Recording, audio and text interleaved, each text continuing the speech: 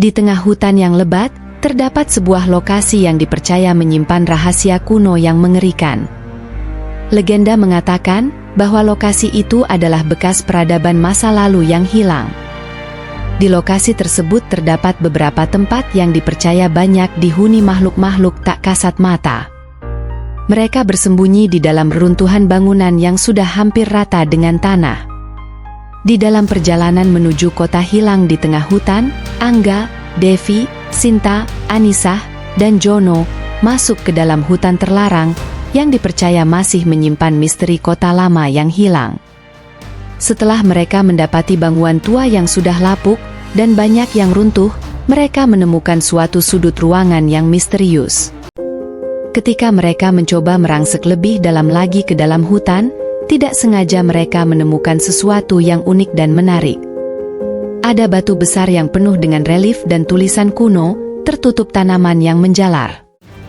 Ketika salah satu dari mereka menyentuh semacam tombol unik di salah satu dinding ruangan, tidak diduga terdengar suara seperti bangunan mau runtuh.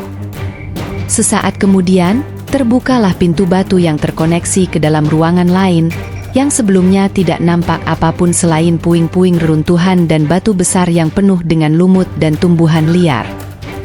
Ketika mereka memasuki salah satu ruangan, tanpa sengaja, Angga menemukan sebuah ponsel jadul, berupa Nokia 3310 yang tergeletak di atas meja antik di sudut ruangan.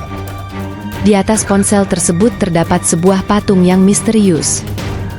Setelah diamati dan diteliti lebih lanjut, ternyata ponsel tersebut sepertinya masih bagus.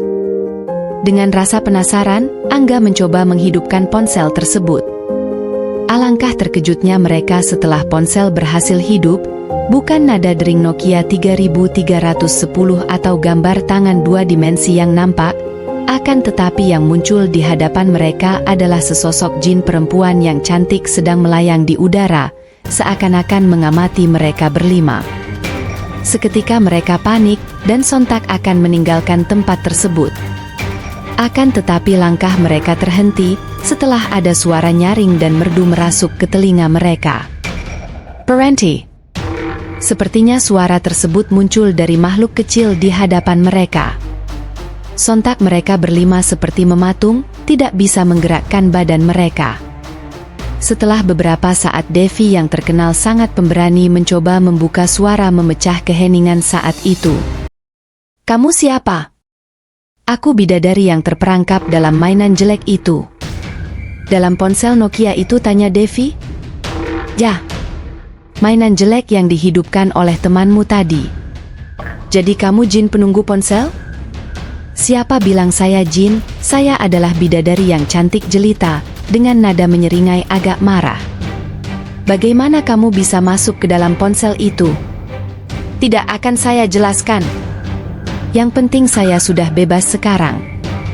Tanpa diduga ponsel mendadak mati dan jin perempuan tadi lenyap bersamaan dengan matinya ponsel.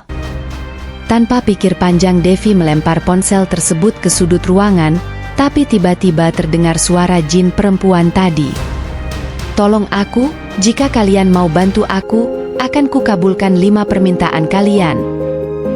"Kenapa hanya 5? Tanya Sinta mencoba memberanikan diri. "Karena kalian hanya berlima," jawab Jini yang mengaku bidadari. "Kami minta 7 permintaan, kalau kau kabulkan saya bantu kamu keluar dari sini." "Kenapa 7? Kan kalian hanya berlima." "2 bonus sebagai tambahan jika permintaan kami keliru." Oke, akan saya kabulkan, tapi keluarkan dulu saya dari mainan jelek ini."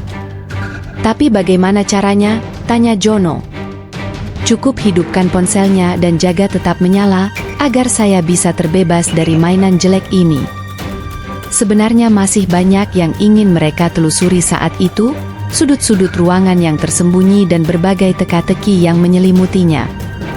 Akan tetapi rasa penasaran tentang jini yang terperangkap dalam ponsel Nokia tersebut, membuat mereka sepakat untuk keluar dari ruangan, dan mencari lokasi yang aman, untuk mendirikan tenda. Karena hari mulai gelap, maka mereka pun mencari lokasi untuk mendirikan tenda, yang berdekatan dengan sumber mata air, ataupun aliran sungai kecil. Berdasarkan map yang mereka bawa, tidak lama mereka menemukan lokasi tanah lapang yang bersebelahan dengan aliran sungai. Bahkan dari kejauhan terdengar suara gemericik air. Sepertinya air terjun, kata Devi. Karena sudah menemukan lokasi, maka mereka bergegas untuk mendirikan tenda dan membuat perapian agar terhindar dari bahaya binatang. Sangat menarik bukan ceritanya? Jika kalian ingin kelanjutan ceritanya, mohon bantu channel saya agar lebih berkembang dengan cara like dan subscribe. Berlanjut ke part kedua ya. Terima kasih.